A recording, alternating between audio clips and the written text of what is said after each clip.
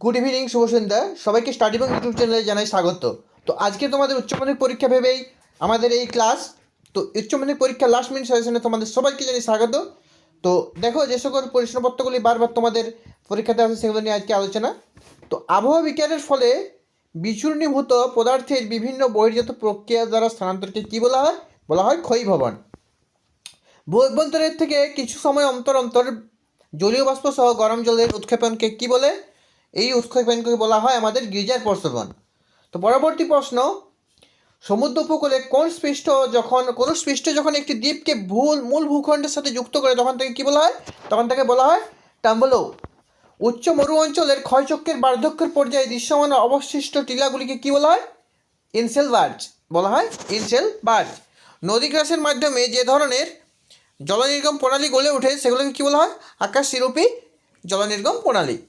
ভূমিরূপ পরিবর্তনের একটি স্থয়িক প্রক্রিয়ার নাম, সেটি হচ্ছে আবহাওয়া বিকার। ভ্যালু অফ গেজার্স কোন দেশে অবস্থিত? এটি রাশিয়াতে অবস্থিত। খুব ইম্পর্টেন্ট প্রশ্ন। ভূগর্ভে জল নিষ্কাশনের জন্য যে কৃত্রিম পদার্থকে, এখানে টাইপিং মিস্টেক আছে, যে কৃত্রিম পথ ঠিকই আছে, যে কৃত্রিম পথ তাকে কি বলা হয়? তাকে বলা হয় অ্যাকুয়েডেক্ট। ঠিক আছে, অ্যাকুয়েডেক্ট। সমুদ্র স্নানার্থীদের কাছে কোনটি বিপজ্জনক? তো উজান তটীয় তরঙ্গ হচ্ছে বিপজ্জনক। ইলিসবার্গ ক্ষয়প্রাপ্ত হয়ে বোলার স্তূপে পরিণত হয়, তাকে কি বলে? তাকে বলা হয় ক্যাস্টেল কপিস কপচি। ঠিক আছে। ক্ষয়ের শেষ সীমা সাধারণ প্রবর্তককে, ক্ষয়ের শেষ সীমা জেডাব্লিউ পোল। ইউএসডিএ অনুযায়ী চার্নোজেম কোন বর্গের মৃত্তিকা? এটি হচ্ছে মাসলিস মৃত্তিকা। কোনটি স্থলভাগের ঘূর্ণিঝড়? তো টর্নাডো হচ্ছে স্থলভাগের ঘূর্ণিঝড়।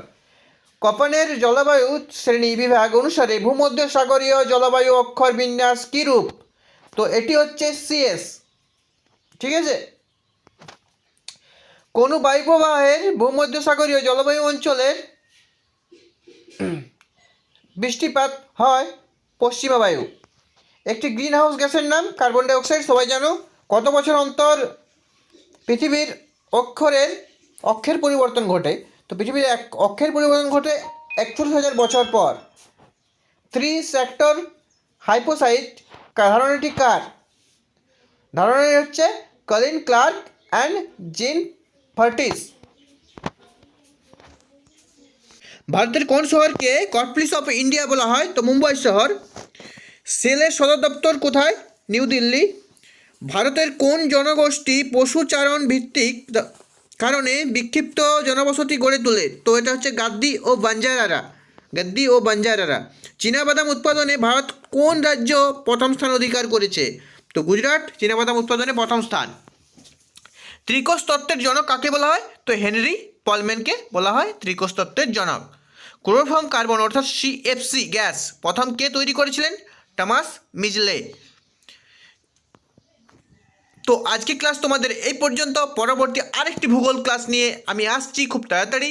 তো তখনকার জন্য বাই বাই, টাটা, দেখা হচ্ছে পরের ক্লাসে।